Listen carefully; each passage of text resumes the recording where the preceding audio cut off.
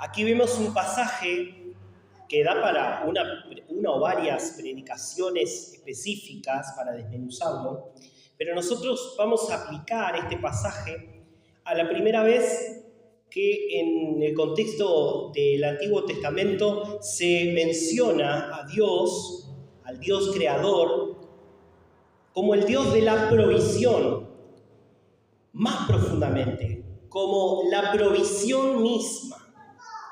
Se le da este adjetivo de Dios proveedor, el que provee, el que es la provisión misma. Y bueno, el contexto, nosotros los que estamos ya lo conocemos. Abraham recibe la mayor orden, el mayor desafío de su vida por parte de Dios, lo está probando. Dios le dice que prepare el holocausto que comúnmente él está acostumbrado a preparar, pero hay un detalle, hay un requerimiento que le hace Dios que descoloca a Abraham de su rutina, de lo que está acostumbrado a hacer, que sería, si él llegara a concretarlo, sería algo bastante controversial, sería seguramente mirado por los demás como el Dios de Abraham le pide a un padre, que sacrifique a su hijo físico a causa de su Dios, en honor a su Dios. Pero Dios está probando esta fe, esta entrega de Abraham, y Abraham reconoce a Dios en todos sus caminos, obedece al Señor, y van de camino con su hijo Isaac al monte Moriah a concretar lo que Dios ha mandado hacer. Y de camino Isaac le pregunta: Padre, tenemos la leña, tenemos esto, tenemos aquello, estamos provistos de todo lo necesario, pero hay algo central que está faltando. Y ese algo, Padre, es justamente lo que vamos a ir a sacrificar. ¿Dónde está el animal que vamos a entregarle al Señor? Y Abraham, con palabras llenas de fe y de sabiduría, le dice a su hijo, sin decirle: Dios proveerá. Dios es la provisión, el Señor se encargará, el Señor verá lo que ha de hacer, dicen otras versiones. Aquí vemos que ellos llegan, si leemos el capítulo completo, llegan. Y de pronto se da una conversación que la Biblia no indica, pero de pronto Isaac está ahora en la posición en el lugar del sacrificio, en el altar de sacrificio. Es atado por su padre, seguramente un padre con dolor en su corazón, pero poniendo sobre todo a Dios, sus ordenanzas, sin entender mucho el misterio, el por qué, el para qué, pero sabiendo que Dios quería hacer algo con su vida, quería probarlo, quería ver. Dios iba a obrar, Dios iba a hacer su providencia. Y cuando Abraham decide ultimar su acto, dice la Biblia que observa en un hecho sobrenatural, un llamado sobrenatural del ángel, observa hacia atrás y ve que Dios había provisto en el lugar el carnero, el animal que iba a ser sustitución de ese hijo, de ese chico en el altar. Dios había provisto. Y recuerda esta palabra sustitución porque la vamos a volver a ver al final de esta predicación. Dios provee aún cuando nosotros no entendemos los por qué. No entendemos los para qué, aun cuando nuestra alma en este mundo se constricte, se doblegue, se humille, sintamos el dolor más importante, más sagrado, más profundo que puede sentir un ser humano en este mundo. Si estamos en Dios, Dios va a proveer lo que hace falta. Muchas veces Dios vamos a ver obrándolo a favor de liberarnos de situaciones. Y a veces vamos a ver a Dios obrando a su manera, a su tiempo, y no necesariamente liberándonos de las situaciones. Como vimos en Génesis 1 el domingo pasado, el Creador que impuso orden en su creación en medio de lo que era un caos, es el mismo que ve y que suple el caos, la escasez, la necesidad de nuestra vida. Vamos a leer el Salmo 23, alguien que se anime. El Salmo 23, salmo tan conocido, tan citado. ¿Cuántas personas tienen la Biblia abierta en esta página y cubierta de polvo en su casa, alrededor del mundo? Salmo 23.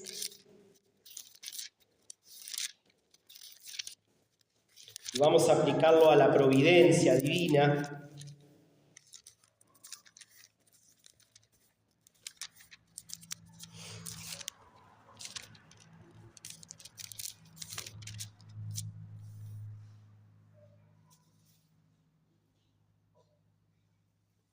¿Hoy? Bueno. El Señor es mi pastor, dice el salmista. Nada me faltará. En lugares de verdes pastos me hace descansar. Junto a aguas de reposo me conduce. Él restaura mi alma, me guía por senderos de justicia, por amor de su nombre. Aunque pase por el valle de sombra de muerte, no temeré mal alguno. ¿Por qué? Tú estás conmigo. Tu vara y tu cayado me infunden aliento. Tú preparas mesa delante de mí en presencia de mis enemigos. Has ungido mi cabeza con aceite. Mi copa está rebosando. Ciertamente el bien y la misericordia me seguirán todos los días de mi vida, y en la casa del Señor moraré por largos días. ¿Quién es tu pastor? ¿Quién es tu guía? ¿Es el mismo que David? Porque si es el mismo que David, nada nos faltará. No por nosotros, no a causa nuestra, sino porque Él es el mismo. Él es providencia, Él es proveedor. Es innato, es natural en Él proveer lo que hace falta. Si el Señor es nuestro pastor, nada nos va a faltar. Y cuando digo nada, obviamente estamos hablando, podemos decir sí de alimento, podemos decir sí de vestidura, pero también podemos ir un poco más hondo en nuestra vida y decir nada en nuestra vida emocional, sentimental, en nuestra alma le va a faltar. En Él vamos a encontrar todo lo que en nuestra vida le hace falta. También podemos decir que en cuanto a lo espiritual, en Él, si hay disposición en nosotros, en Él vamos a encontrar todo lo que nosotros necesitamos, porque Él lo provee a aquellos que le buscan. David encontraba en Dios, en su pastor, un lugar de descanso. Encontraba la providencia de descansar, de ser apacentado, de ser cuidado. Junto a aguas de reposo, David podía descansar, podía confiarse de su pastor. Este es nuestro Dios. El Dios que nos lleva por senderos de justicia, porque Él es justicia, Él provee de su justicia. Él provee de su amor. Aun cuando nuestra vida atraviesa el valle de la muerte, el peor momento de nuestra vida, sea físico o espiritual, si estamos con Dios, Él provee sustento, Él provee consuelo, Él provee la salida. Él es nuestro proveedor. Cuando necesitemos corrección y guía, tu vara y tu cayado me infunden aliento. El Señor está también para enderezar nuestras sendas. Y mira esta expresión en el 5. Mi copa está rebosando. Nosotros tenemos un Dios que es tan vasto, que es tan completo, que es tan lleno en sí mismo, que rebosa, rebasa, y por consecuencia nosotros, por estar bajo sus alas, recibimos de ese amor, recibimos de esa llenura, que muchos usan como una palabra liviana y aplicable a todos los ámbitos de la vida, pero es una llenura en el alma, es una llenura en el corazón, es una llenura eterna, es una llenura que nada puede igualarse. Amén. Esa es la suficiencia del pastor del Salmo 23, que es nuestro Dios. Nada me faltará. Así que tu escasez de lo que sea en tu vida y en mi vida, tu escasez no tiene la última palabra. La tiene nuestro Dios. La tiene nuestro Dios.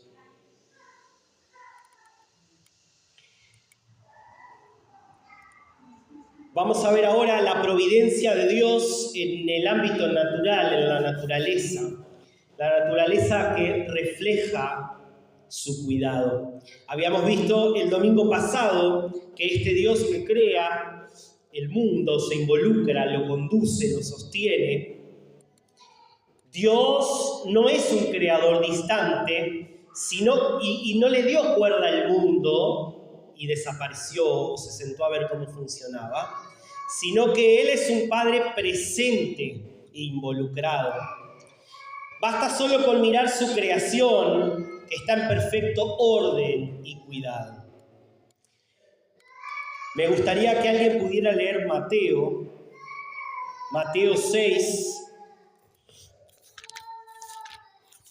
Mateo 6, 25 al 34.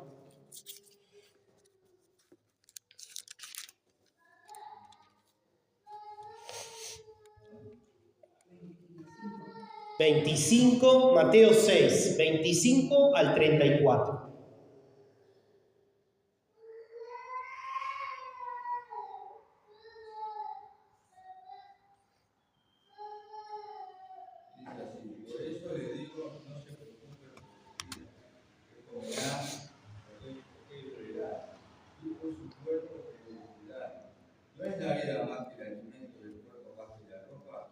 Miren las aves del cielo, como siembran y ciegan, y recogen en granero, y sin embargo el Padre Celestial las alimenta. ¿No son ustedes de mucho más valor que ellas? ¿Quién de ustedes, por ansioso que esté, puede añadir una hora al curso de su vida? Y por la ropa, ¿por qué se preocupan? Observe cómo crecen los lirios del campo, no trabajan ni hilan. Pero les digo que ni aun Salomón, con toda su gloria, se vistió como uno de ellos. Bien. Mateo 6, qué precioso pasaje donde el Señor está hablando de su propia boca y diciéndonos que no nos afanemos. Les ordena y nos dice a nosotros hoy, si lo leemos, miren las aves. Alcen sus ojos, miren las aves. ¿Qué les hace falta? ¿Qué les hace falta? El Padre Celestial las alimenta, dice Cristo. El Padre se encarga. Este uso de mostrar a las aves, de hacer referencia a algo de la naturaleza, no es una metáfora, un poema, es un argumento. Es decir, miremos desde lo menor para poder contemplar qué hace Dios en lo mayor. Miremos a lo creado, la naturaleza, cómo Dios la cuida, la sustenta, nada le falta, las plantas crecen sin necesidad de que alguien esté detrás, el sol sale por donde tiene que salir y se oculta por donde tiene que salir. Las aves gozan de vida, de salud, se reproducen.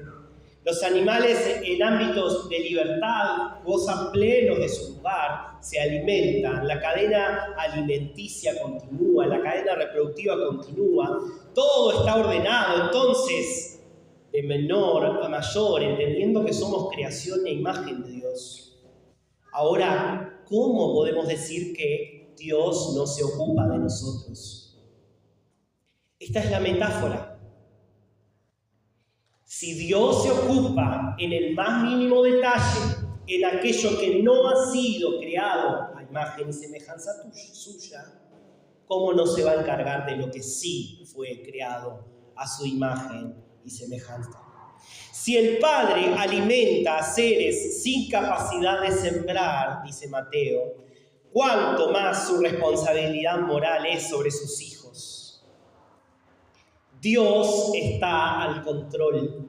¿Lo creemos? Dios está al cuidado de nuestra vida, de los detalles, de cada paso. Dios está al control.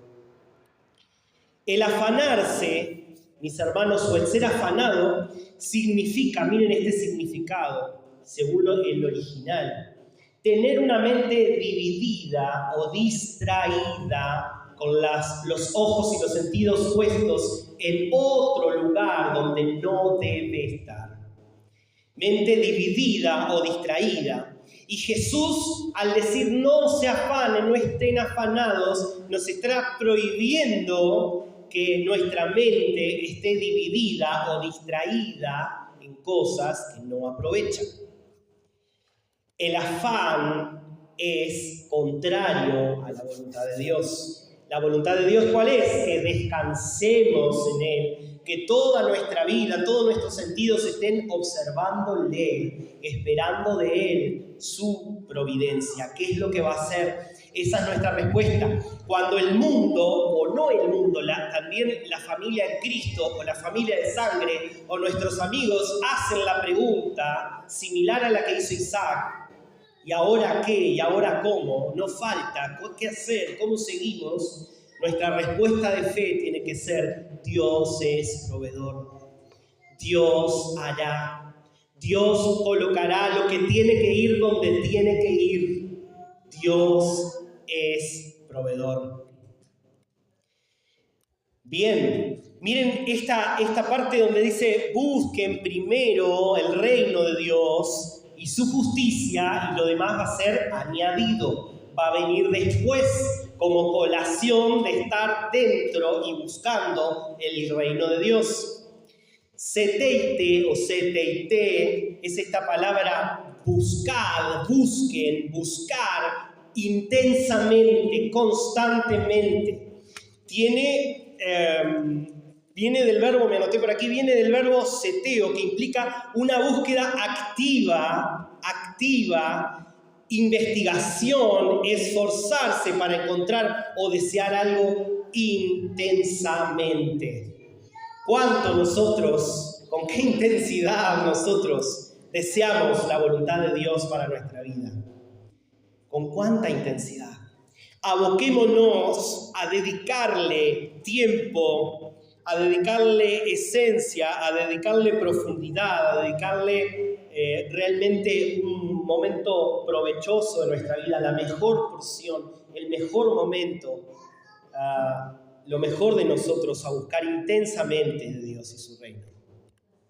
Y esta palabra seteite o seteite está pegada a otra que se llama protón o proton, que quiere decir primero, en primer lugar, antes principalmente. O sea, la búsqueda del reino de Dios, nuestra búsqueda, no tiene que ser como un apéndice que cuelga, un anexo de nuestro día a día. No tiene que ser como algo extra de nuestra semana, como algo que hago, que practico, que vivo cuando ya quedé sin más cosas para hacer. En mi tiempo libre, como un hobby, como un adorno a mi vida. No.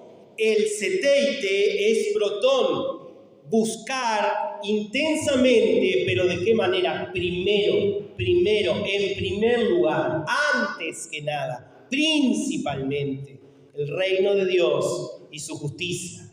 Y por ende, Dios, que es proveedor y se va a agradar de nuestra búsqueda, va a suplir todo lo que haga falta. Yo no debo ir delante de la carreta, como decían los dichos de antes, buscando la provisión, sino que tengo que buscar a Dios, y dentro de tantas cosas que Dios tiene para mí, su Hijo, me va a proveer de lo que necesito. Sea salud, sea algo económico, sea alimento, sea salvación, sea reconciliación, sea perdón en mi vida, sea sobrepasar un duelo, lo que fuere. Dios lo va a proveer. Si Dios sustenta, claro que sí. Hebreos 1:3 dice, el que sostiene todas las cosas por su palabra, el que sostiene todas las cosas por la palabra de su poder. El universo no colapsa porque su palabra es de provisión y lo mantiene en pie. Dios preserva, dijimos Dios sustenta, Hebreos 1:3, y Dios preserva. Esta imagen como si estuviera guardado como un tesoro, como algo en medio de sus manos. Dios preserva. Nehemías 9:6 dice, nos recuerda que Él preserva la vida de todo lo creado y nada ocurre fuera de su supervisión, de su mirada. Acompáñenme a leer Mateo 7:11. ¿Alguien que se anime? Mateo 7:11, solo ese versículo.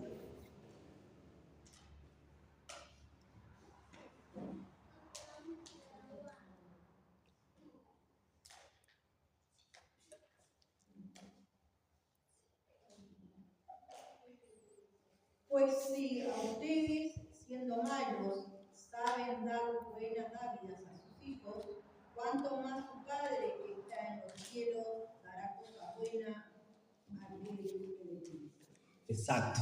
Dios, Cristo está haciendo aquí un contraste moral. Está dividiendo. Esta es la moralidad, estas son las reglas, estas son las motivaciones por las que una persona, un humano, da a sus hijos. Y en contraste a eso, es el porqué y la esencia del por qué Dios da a sus hijos.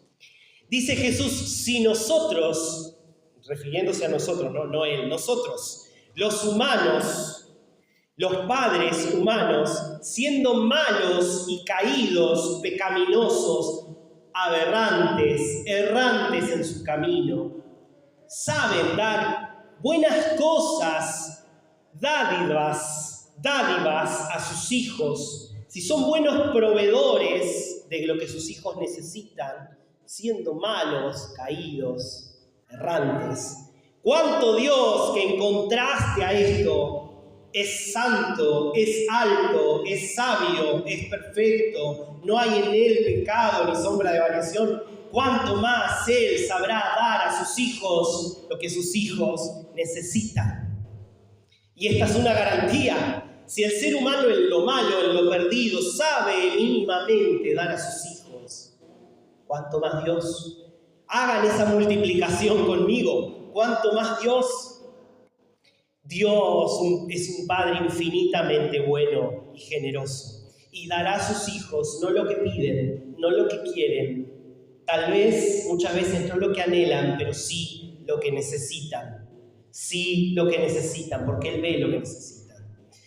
Acompáñenme ahora alguien que lea Filipenses 4:6-7. Filipenses 4:6-7. Va a aparecer esta palabra afán, dicha afanosos, como una característica de personas que están afanadas.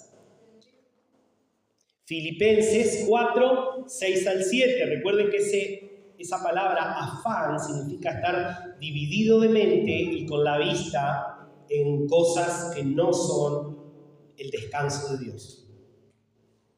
Nada estéis afanosos. Antes bien, todo, mediante oración y súplica, con acción de gracias, sean dadas a conocer sus peticiones delante de Dios. Y la paz de Dios, que sobrepasa todo entendimiento, guardará sus corazones en sus mentes en Cristo Jesús. Guardará sus corazones y su mente en Cristo Jesús. Bien. Nosotros tenemos una gran herramienta siendo cristianos, que es comunicarnos con nuestro Padre, con el Padre que es proveedor, el Padre de la providencia. El Señor nos ve y dice: yo ya sé qué es lo que necesita mi hijo, mi hija. Realmente, para ser fructífero, para llevar fruto, para tener una vida abundante a nivel espiritual, y que eso vaya decantando también en lo físico, en lo material. Yo sé lo que le hace falta. Ahora es necesario, vemos aquí, ir mediante oración y súplica, agradeciendo a Dios por quien es y por lo que ha hecho y por lo que es capaz de hacer. La oración es una herramienta eficaz y es una herramienta necesaria. Nosotros lo sabemos bien. Es necesario, más allá de que Dios conoce qué es lo que necesito, planteárselo, intercambiar deseos con nuestro Dios, dejar nuestros deseos, que pueden ser algunos buenos y provechosos y otros seguramente no tanto, y tomar de Él lo que sí es completamente bueno y provechoso. Intercambiar deseos en oración en cuanto a lo que necesito realmente. Eso es lo que Dios espera. Y mientras yo deposito mis peticiones delante de Dios, abro mi corazón y mi mente, su paz protege mi corazón. Pone un bálsamo en mi corazón mientras su mano va trabajando en mi necesidad. Él cubre mi corazón, porque tal vez para lograr cubrir mi necesidad tiene que pasar tiempo, o tiene que pasar prueba, o tal vez la respuesta es no. Pero Él, con su bálsamo en oración, cubre mi corazón mientras Él está obrando.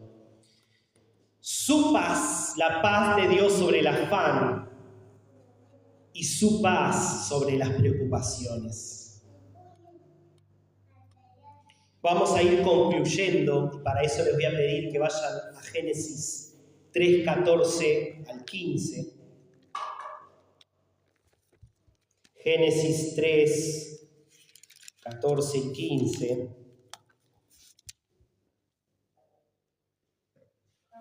Y alguien que vaya buscando también Romanos 3, 23 al 26.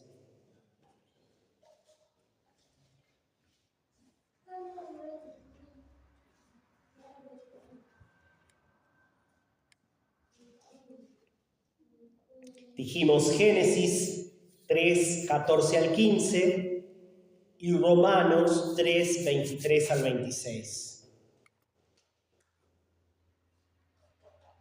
Estuvimos hablando de un Dios proveedor de lo emocional, mental, sentimental, de salud, de vestimenta, de alimento, de cuidado, de sostén, de sabiduría, de reposo, de paz.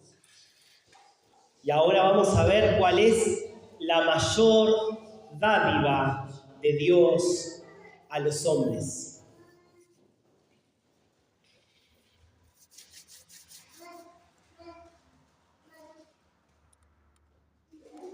Génesis 3, 14 y 15. Nosotros, no sé quién va a leer, pero este pasaje está ubicado luego del pecado original, donde Adán y Eva incurren en desobediencia. Dios se les presenta en el Edén y les pregunta qué fue lo que sucedió, por qué desobedecieron. Y empieza Adán a responder, y responde Eva. Y luego Dios los castiga por sus propios actos. Entonces dice Génesis 3, 14 y 15, a ver. Y el Señor Dios dijo a la serpiente: por cuanto ha hecho esto, maldita serás más que todos los animales, y más que todas las bestias del campo. Sobre tu vientre andarás y polvo comerás todos los días de tu vida. Pondré enemistad entre tú y la mujer, y entre tu simiente y su simiente. Él te herirá en la cabeza, y tú le herirás en el talón. Y a la mujer le dijo: en gran manera multiplicaré todo tu dolor de parto. Con dolor darás a luz los hijos. Con todo tu deseo será para tu marido, y él tendrá dominio sobre ti. Bien. Aquí nosotros vemos que Dios en el acto 1 crea la humanidad y en el acto 2 la humanidad le da la espalda. En un acto de desobediencia y de altivez irreversible, siendo a partir de ese momento enemigos del Dios que los había creado, provisto y cuidado, a no ser que solamente sí Dios podía proveer una salida. ¿Cuál es la salida? ¿Cuál es la providencia mayor de la que puede gozar el ser humano hoy?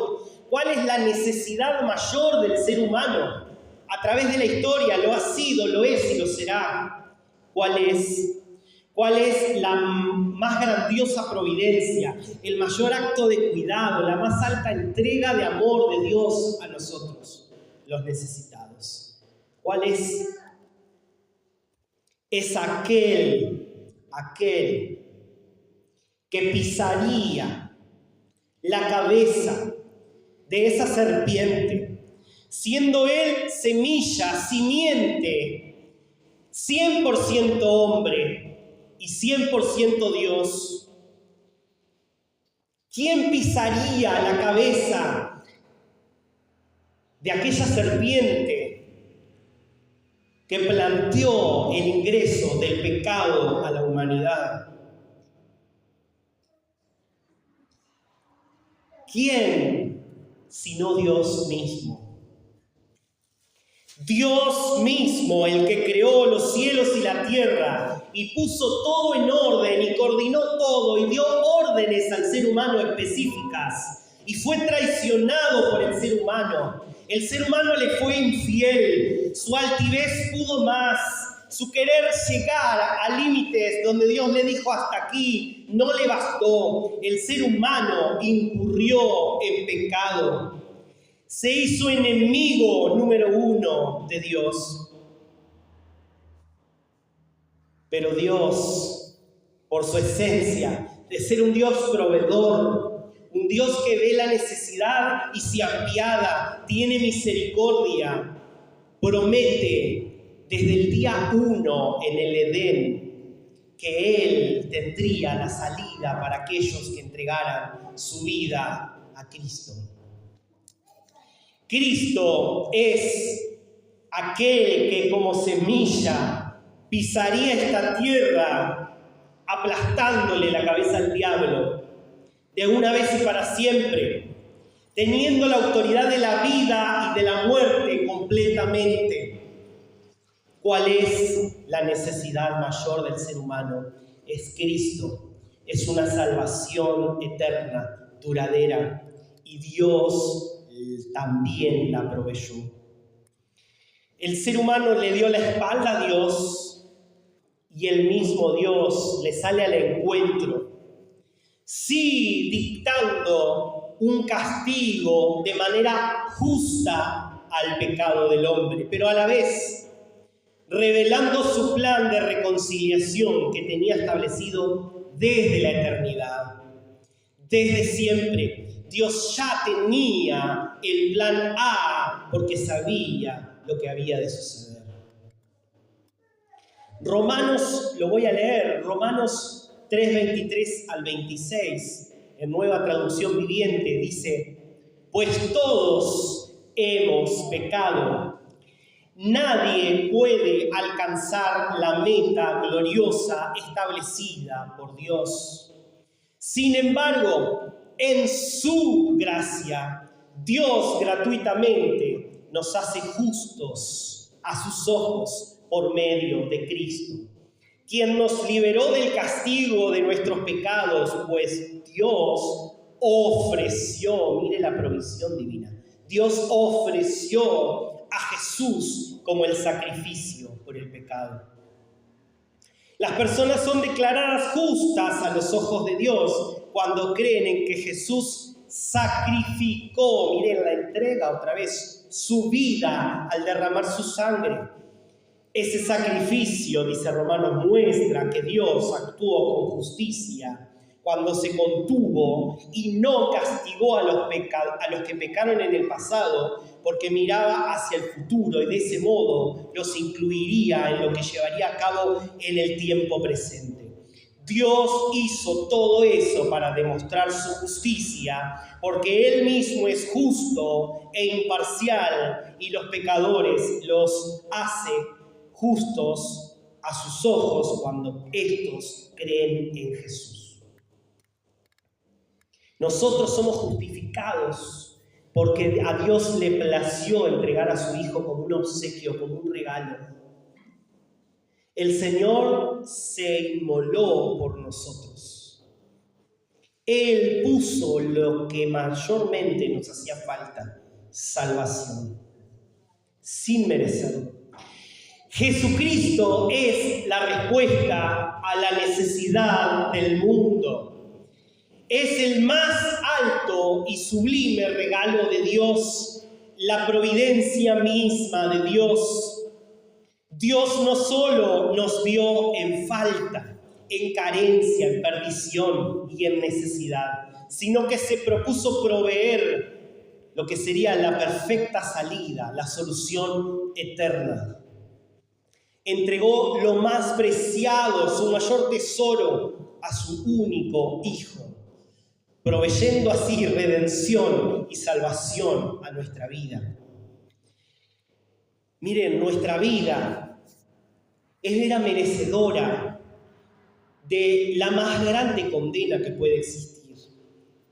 Es merecedora nuestra vida del infierno mismo. Por nuestros propios actos, porque Dios siempre está presto, Dios siempre está con su mano extendida. Por nuestros propios actos éramos merecedores del mismo infierno, de la condena. Pero Dios, sin debernos nada, sin tener por qué, siendo Él pleno en sí mismo, dijo: a ellos misericordia. Nuestra naturaleza torcida y lejana se puede volver a Dios. Ahora se puede volver a Dios. Si había alguien, mis hermanos, que no debía pagar por la maldad, no debía pagar por la maldad del ser humano, ese era Dios. Es un Dios justo, un Dios bueno. No debía pagar, pero lo hizo. No tenía obligación, pero lo hizo. Por amor, por compasión, por misericordia, fue a la cruz. Cargó toda nuestra falta, nuestra suciedad, nuestra pequeñeza, nuestra bajeza, y se entregó en plenitud, completo. Mira si Dios no es un Dios proveedor. Cristo Jesús vino a hacer lo que este mundo necesita, realmente. En Él se encuentra toda la riqueza para el alma. Cristo no es un suplemento, como decíamos hoy, no es un anexo, una añadidura en la vida del cristiano. Cristo llena, Cristo completa, Cristo es el todo, cubre a pleno el vacío del ser humano. Dios Padre lo ha dado todo por nosotros y aún más. Romanos 8:32 dice: el que no negó, miren que Dios proveedor y mano abierta con el mundo. El que no negó ni a su propio Hijo, sino que lo entregó por todos nosotros. ¿Cómo? Pregunta. ¿Cómo no nos dará también junto con Él todas las cosas. ¿Lo crees? Si no negó a su hijo, a su único hijo, a su mayor tesoro, a su amado, ¿qué nos negará? Nada es la respuesta. ¿Cuál es nuestra carencia hoy? ¿Es una carencia de salvación? ¿Nos está faltando salvación? ¿Nos está faltando sanación? ¿Nos está faltando liberación? Nuestra carencia es emocional, es espiritual, es material, es afectiva. ¿Estamos lejos de Dios? ¿Nos falta sabiduría? ¿Nos falta paz? ¿Nos falta amor? ¿Nos falta perdón, obediencia? ¿Qué necesitamos que Dios hoy, que es un buen día de misericordia, qué necesitamos que Él provea a nuestra vida? Si podemos saberlo, saber qué necesitamos, somos dichosos. Ahora, si no lo sabemos bien, es momento de entregarle nuestra vida a Dios en oración y pedirle que Él nos muestre qué es lo que realmente nos hace falta. Él es suficiente y completo para proveer a nuestra vida, desde la salvación del infierno misma hasta las cosas más pequeñas que nos hacen bien. ¿Por qué nos afanamos hoy? ¿Por qué? ¿Por qué cosas? Tal vez no creemos en la suficiencia de nuestro Dios, y eso es un error, siendo Él dador de todo. ¿Qué nos negará si estamos en su camino? Si realmente lo necesitamos, ¿qué nos negará nuestra oración?